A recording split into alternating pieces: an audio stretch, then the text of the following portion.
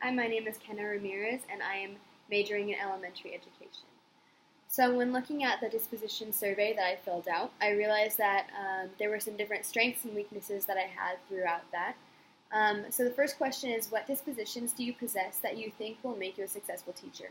So, I realized that with this question, there are most definitely, some strengths that I have that I do believe will help me become a successful teacher in the future.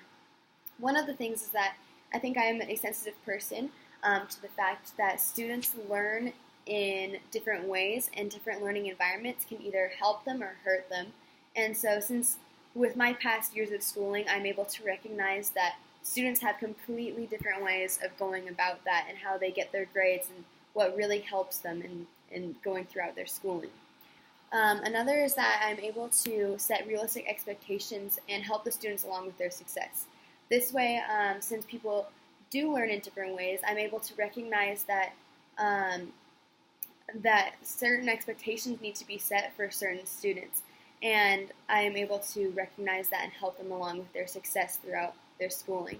So these are a few things that help increase my ability to become a successful teacher in the future. The second question is, what dispositions do you need to work on before you enter a classroom as a first-year teacher? So with this question, there come a lot of different answers. So there are also a few dispositions that I really need to work on before entering a classroom as a first-year teacher. The first is that I could work on encouraging curiosity. Now, I haven't really had a whole lot of experience with my teachers personally showing us that curiosity is really important, but I have recognized that that is actually a very important thing as we go throughout our lives. And so me being able to help the students recognize that and helping them really want to be curious and figure things out themselves can be a very helpful thing for them as they go throughout their schooling and their future. Also, I could work on exercising fairness in everything. I don't believe I'm an unfair person, but overall, since people do learn in different environments and in different ways, that making sure that everything is fair all the way around, whether it's assignments or homework or anything, that everybody will get the same fairness in the classroom. The third question with this is, what qualities do professional educators have and how do they behave? What standards guide their thinking and actions?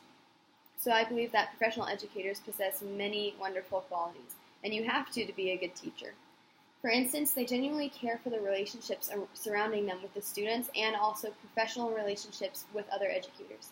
They always have to behave in a professional manner in order to show that they are there in a leadership role, and these kids are really looking up to them. So they are committed to teaching and learning of the students, and that is really their main goal overall.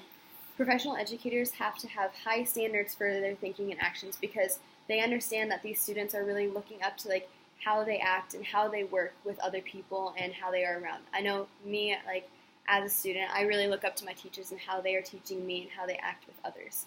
So those are my answers for the disposition survey.